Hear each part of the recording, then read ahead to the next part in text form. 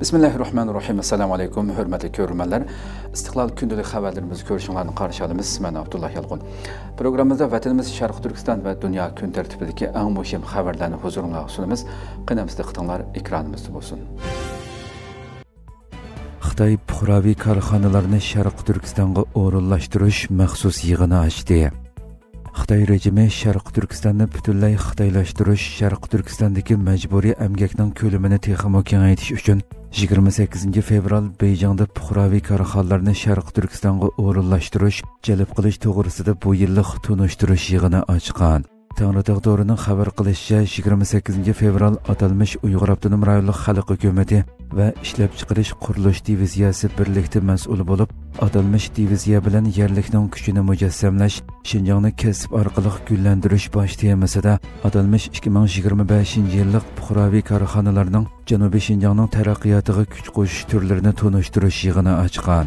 Xabarda bu qitimqi tunishtirish yig'inining atalmish Xinjiangga yordam berish faoliyat supisi barpo qilish orqali texmo ko'p puxraviy korxonalarni Sharq Turkistonda bo'libmi Sharq Turkistonning janubiy rayonida mablag' selishga rag'batlantirish va yetaklashni maqsad qilganligi da'vo qilingan. Tunishtirishcha atalmish Uyg'ur Avtonom rayonlik tabiiy boylik nazorati Sharq Turkistonning janubidagi 3 viloyat, 2 oblast va diviziyadagi shaharlar turlarini tunishtirgan. Bu turlar madaniyat, sayohat, kasb turi, dehqonchilik, o'rmonchilik, chorvachilik, baliqchilik mahsulotlarini pishiqlash turi, sanoat turi qatorliq 1270 ga yaqin turni o'z ichiga olgan bo'lib, qimmati taxminan 870 milliard yuan ekan. Xabar qilinishicha, mazkur yig'inga Xitoy Savdo sanoatchilar birlashmasi, Beyjing shaharlik savdo sanoatchilar birlashmasi, Xebey o'lkalik sanoatchilar birlashmasi, Tianjin shaharlik savdo sanoatchilar birlashmasiga bevosita qarashli savdogarlar uyushmasi ham a'zo korxonalarning vakillari, atalmish Beyjing Xinjiang savdogarlar uyushmasi ham a'zo korxonalarning vakillaridan bo'lib 300 dan ortiq kishi qatnashgan.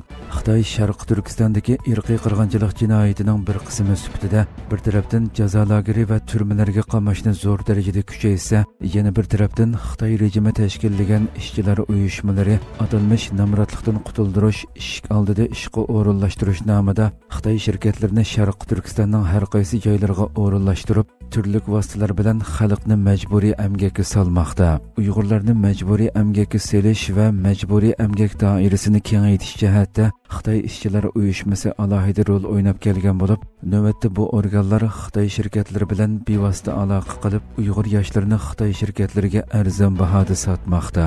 Xitoy jazo lageriga qamash, majburiy emgakka selish jinoyatlarini kasbiy mahorat bilan tarbiyalash degan nom bilan pardozlab kelgan bo'lib, Xitoy shirkatlarini yo'tkab kelgandan sirt Xitoy oqqullarni yuqori maosh, haqsiz uy, haqsiz yer qatorliq ta'minotlar orqali qiziqtirib, Sharq Turkistonga yerlashtirib, Sharq Turkistonni butunlay xitoylashtirishga alohida kuchmoqda.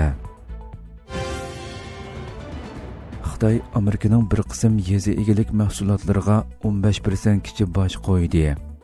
Xitoy Trump hukumatining boj qaroridan o'ch elib, Amerikaning koli go'shti qatorliq muhim yezi egilik mahsulotlariga 15% kichi qo'shimcha boj qo'ydiganligini e'lon qildi.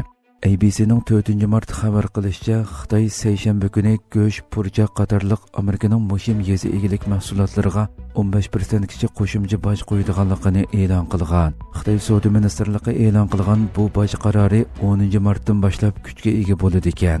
Bu tadbir Amerika prezidenti Donald Trumpning Xitoy mollariga 20% kichi qo'shimcha boj qo'yish buyrug'iga javob qaytarish hisoblandi ekan. Xabarlarga asoslanganda Amerikada ishlab chiqarilgan to'g'ri go'shti, bug'doy, qo'noq va paxta 15% qo'shimcha bojga duch keladi ekan. Seriq purchoq, koli go'shti, dengiz mahsulotlari, meva, ko'ktat va sut qatorliq mahsulotlardan elinadigan boj 10% o'stirildi ekan.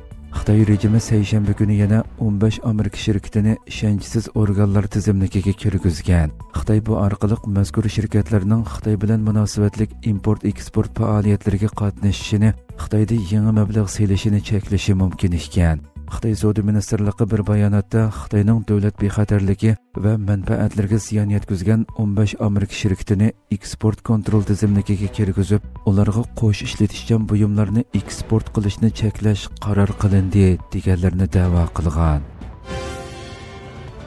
Yevropa ittifoqi Bryusselda josuslarning ko'pligi to'g'risida ogohlantirish berdi. Yevropa İttifaqı Belgiyaning poytaxti Bryusselning Yevropa İttifaqı amaldorlarini nishon qilgan chet el istixborot xodimlari bilan to'shib ketganligi haqida ogohlantirish chiqardi. Yevropa İttifaqı komiteti xizmatchilariga yo'llagan el-xatida Bryusselni dunyodagi eng chong josuslik markazlaridan biri deb sifatlagan va xodimlarni ehtiyot qilishga chaqirgan. Yevropa İttifaqı doiralari xizmatchilariga avatgan ogohlantirishda Bryussel Yevropa İttifaqini nishon qilgan yuzlagan istixborot organlarining aktiv josuslari bilan to'lgan deb alohida ta'kidlagan va maxfiy hujjatlarni o'g'irlashga urinayotgan josuslardan kelgan tahdidni haqiqiy deb sifatlagan. Belgiya bexatarlik tarmoqlarining mo'ljallashicha ba'zi elchixonalardagi diplomatlarning 10-20% qismi amaliyotda istixborot xodimlari bo'lishi mumkin ekan. Buningdan sirt Bryusselda xizmat qilayotgan Xitoy muxbirlarining 5dan birining josuslik faoliyatlari bilan shug'ullanayotganligidan gumon qilinmoqda ekan. Yevropa İttifaqıning diplomatik munosabatlar bosh idorasi 2019-yilda xodimlariga Rossiya va Xitoy josuslik tahdidi haqida ogohlantirish bergan. U chaqda Xitoy va Rossiyadan kelgan nurg'un josuslarning Bryusselda aylanib, yaqin atrofdagi sayohat o'rni va oshxonalardagi suhbatlarga quloq soladiganligi bildirilgan edi. Xitoy bu yilmi mudofaa xomjodini oshirdi. Xitoy Amerika bilan bo'lgan strategik raqobatni cho'nqurlashtirish va Tayvan masalasi sababli 2025-yillik mudofaa xomjodini 245 milliard 700 million dollarga ko'paytganligini bildirgan. Fransiya xabar agentligi chorshanba kuni tarqatgan bir rasmiy hujjatga asoslanganda Xitoy 2025-yilmi bultirqiga o'xshashla mudofaa chiqimini 7,2% o'stirdi ekan. Xitoyning mudofaa xomjodidagi bu o'sish Xitoy armiyasining tez sur'atda zamonaviylashishi va Amerika bilan kuchayayotgan strategik raqobat orqa ko'rinishida maydonga kelgan. Xitoy dunyoda eng chong ikkinchi mudofaa xomjodiga ega bo'lsa-mu, uning asosliq strategik raqibi bo'lgan Amerikaga selishtirganda xilili to'van hisoblanadi ekan. Xitoy rejimining doklatiga asoslanganda Xitoy bu yil mudofaaga 1 trillion 780 million yuan, ya'ni 245 milliard 700 million dollar xarajat ajratgan. Ammo bu xarajat Amerikaning mudofaa xomjodining biriga yetmaydi ekan.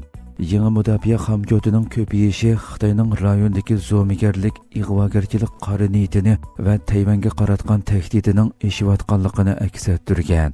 Halbuki Xitoy qonun chiqarish organining muzokara qilishi uchun sunilgan hukumat xizmat dokumentida Xitoyning Tayvan bo'g'ozi orqali ishga oshiriladigan iqtisodiy faoliyatlarni, madaniyat almashtirishni hamda hamkorlikni kuchaytiradigan o'rinlarni qo'llab va siyosatlarni yaxshilaydiganligi da'vo qilingan. Hindiston soqchilarining qilmishi musulmonlarning noroziligini qo'zg'adi. Hindistonning boshqarishidagi Jammu Kashmir rayonida soqchilarning kitobxonalarga kirib, islomiy kitoblarni musodara qilishi rayondagi musulmonlarning kuchli noroziligini qo'zg'agan. Shanba kuni Srinagarda boshlangan tekshirish harakatlari asta-asta boshqa shaharlarga kengaygan bo'lib, musulmon jamoatlarning rahbarlari bu harakatni islom dinini nishonlash deb sifatlagan. Rasmiy manbalar bu harakatning cheklangan tashkilotning ideyasini tarqatish uchun maxfiy yo'l bilan setilgan kitoblar haqidagi uchurga asosan ijro qilinganligini bildirgan.